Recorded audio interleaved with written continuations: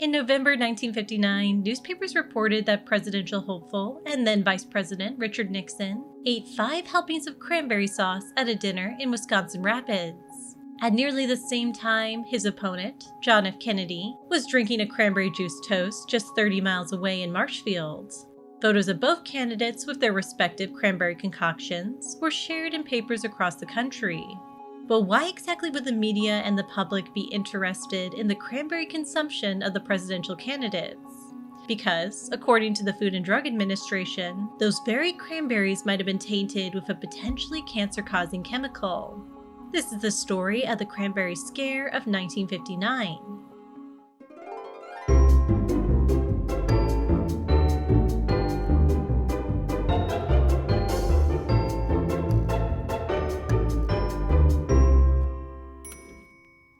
It was November 9, 1959, just 17 days before the Thanksgiving holiday. Arthur Fleming, the U.S. Secretary of Health, Education, and Welfare, or HUE, was scheduled to host his usual conference to the gathered press, but he was late, 42 minutes late to be exact. While the media waited, Fleming was on a long-distance phone call. He was speaking to George C.P. Olson, the head of the cranberry growers cooperative known as Ocean Spray. Olson urged Fleming not to speak to the press without talking to Ocean Spray first. He asked Fleming to wait 48 hours to see if a catastrophe could be avoided. But Fleming decided to move forward with the press conference. There, he made a startling announcement. Some cranberries on the market had been contaminated with a weed killer called aminotriazole. Aminotriazole was originally developed as a chemical for making photographic film. By the mid-1950s, another use for aminotriazole had been discovered. It was an effective weed killer. As the Better Farming Methods Journal noted, preliminary experiments indicate this chemical, aminotriazole, may be the first successful antidote yet devised for many crop plagues. Among such plagues were weeds that had been hurting cranberry crops. By the late 1950s, aminotriazole had been approved for use on cranberry bogs, but only after the cranberries had been harvested. It was not meant to be used prior to harvest. If it was, the weed killer could get on the cranberries and it wouldn't be able to be washed off. Furthermore, studies on rats suggested that aminotriazole could be a carcinogen, though it hadn't been shown to cause cancer in humans. While the number of cranberries contaminated with aminotriazole was thought to be small, there was a big problem. There wasn't an easy way for stores or shoppers to know which cranberries were tainted. When questioned, Fleming advised housewives not to buy fresh or canned cranberries if they didn't know where the cranberries had been grown. The press swiftly shared news of the tainted cranberries with headlines like, "Some cranberry crops tainted by weed killer, U.S. warns." "Some cranberries are contaminated by weed killer." "Suspected cancer agent contaminates cranberries." And "Prompt halt on cranberry sales urged by FDA."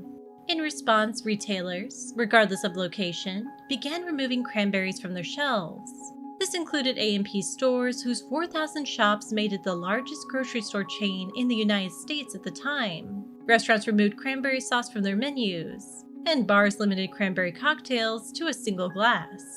The announcement was unwelcome news for cranberry growers and consumers alike. The holiday season was fast approaching, a time period in which the cranberry industry did 65% of its annual business. George P. Larrick, the head of the FDA, assured reporters, "If there is any way of getting clean cranberries to the public in time for Thanksgiving, we'll certainly do it." But this was little comfort for the cranberry industry, who loudly protested the HUE and FDA's response. It had been a near-record year for cranberries, with a bumper crop of more than 1.2 million 100-pound barrels. But now selling that crop would be challenging. Cranberry growers called Fleming's announcement ill-informed, ill-advised, and irresponsible. "We demand that you make immediate steps to rectify the incalculable damages caused by your ill-informed and ill-advised press statement yesterday. Unless this is done without delay, you will cause financial distress to many farmers and great damage to a fine American industry, and all unnecessarily. You are killing a thoroughbred in order to destroy a fleet." Dr. C. Boyd Schaefer, a toxicologist for a company that manufactured aminotriazole, added that a person would have to eat quite a few cranberries to be at any risk, specifically 15,000 pounds a day for many years. Furthermore, cranberry growers wondered why Fleming hadn't worked harder to come up with a solution with the cranberry industry instead of causing a national cranberry scare. For his part, Secretary Arthur Fleming believed that consumers had a right to know and protect themselves from aminotriazole. He told reporters, "I don't have any right to sit on information of this kind." There were also larger laws at play. While the cranberry industry argued that the amount of aminotriazole was too low to pose a real health risk, Fleming, Hugh, and the FDA needed to abide by something known as the Delaney Clause. Did you ever hear of the Delaney Clause? Perhaps not. But you should know it's that part of federal law that's intended to protect your food and medicine from the addition of cancer-causing chemicals, or carcinogens. The Delaney Clause prohibits the Secretary from approving the food additive if it has been shown to have caused cancer in man by ingestion, or in animals by ingestion, or has been shown to produce cancer in animals by a scientific method which is calculated to show whether or not the thing is capable of producing cancer in animals. It's also important to note that while many cranberry growers were frustrated by Arthur Fleming's response, a small number of them were at least partially to blame. Some growers had misused aminotriazole by applying it to the bogs before instead of after the harvest. Others had used it ahead of formal approval from the FDA, believing that the agency would approve a tolerance or a small amount of residue on the berries. But in light of the Delaney Clause, there was no tolerance for a carcinogen. But the point is, without knowing at which point a quantity of carcinogen is safe, it's only common sense and prudency to say none of it is to be found in our food. In trying to resolve the cranberry crisis, the FDA did something unusual. It got involved in determining which cranberries were contaminated and which were safe. The agency worked around the clock, testing millions of pounds of cranberries. Those deemed safe from contamination were released to stores with the FDA stamp of approval. Those deemed hazardous were destroyed. By early December, the FDA had tested and cleared about 22 million pounds of fresh and processed cranberries. It had found nearly 258,000 pounds of aminotriazole residues. Most of the cranberry crop appeared to be clean.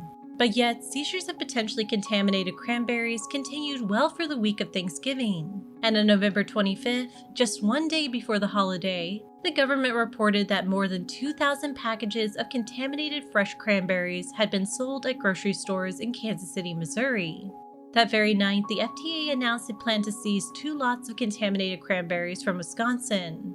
It was perhaps no wonder then that the White House's own Thanksgiving table was noticeably absent the usual cranberry condiments. First Lady Mamie Eisenhower reportedly served applesauce instead. And the First family wasn't the only one. Store sales of cranberries were down 67% from previous Thanksgivings. But there was at least one family who decided to serve cranberries: Secretary Arthur Fleming. The press reported that Bernice Fleming, Secretary Fleming's wife, was delighted that some cranberries had been FDA approved, and she could serve them to her husband and 4 children. "I happen to love cranberries." A photo op of the couple eating cranberries followed, almost as if their cranberry salad had to be seen to be believed. In the end, Arthur Fleming's announcement and the subsequent scare had left the cranberry industry with a surplus of 996,000 barrels of cranberries, or approximately $21.5 million. To compensate growers whose cranberries were not found to be contaminated with aminotriazole, the White House authorized the USDA to make indemnity payments. The result was approximately $8.5 million in payouts for some 1,215 growers. While the payout may have been seen as a small victory for the cranberry industry, the broader crisis made Ocean Spray realize growers could not be solely dependent on the holiday season for sales, and so it began a year-round push for other uses of cranberries, including cranberry juice.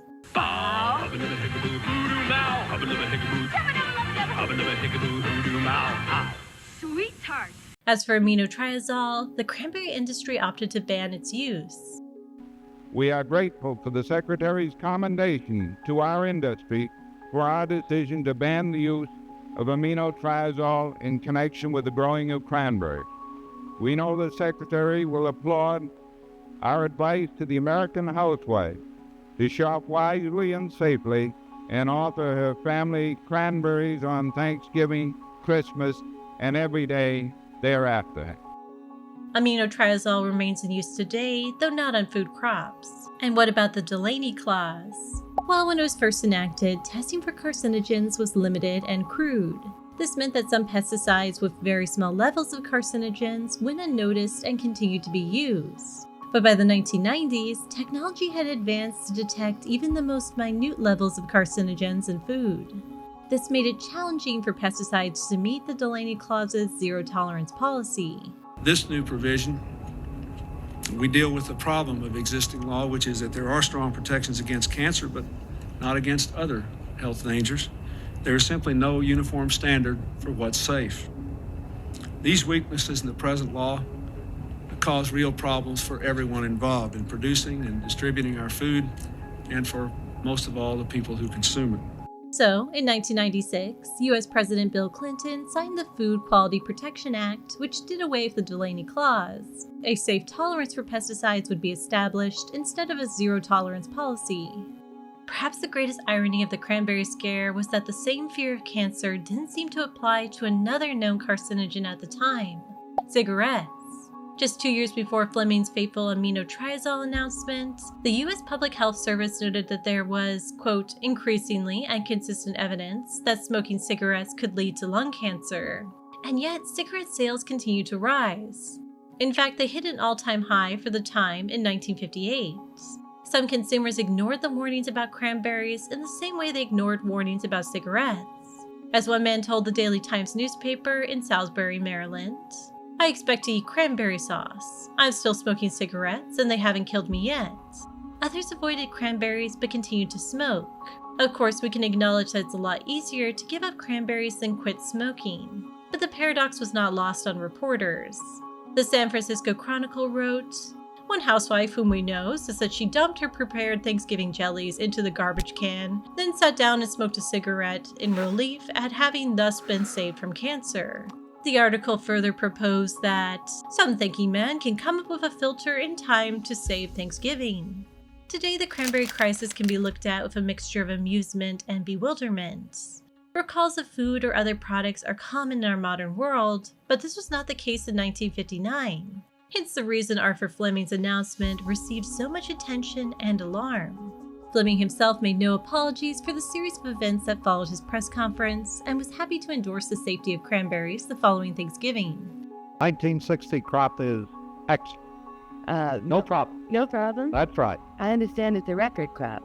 That is my understanding also, although I haven't kept in touch with that phase of it. But from our point of view, there's no problem at all, and certainly persons can eat cranberries with their Thanksgiving dinner without any concern or worry whatsoever. The last twist in the cranberry crisis was discovered many years later. As part of efforts to resolve the situation, Arthur Fleming held a public hearing with members of the cranberry industry and public health experts. A marine biologist and writer attended and took notes on the proceedings. Her name was Rachel Carson. Just 3 years later, Carson would publish Silent Spring, a book that documented the consequences of overusing the pesticide DDT and helped usher in a new era of environmental protection. As Fleming recalled, "I didn't know she was there," and she came into the hearing as a skeptic.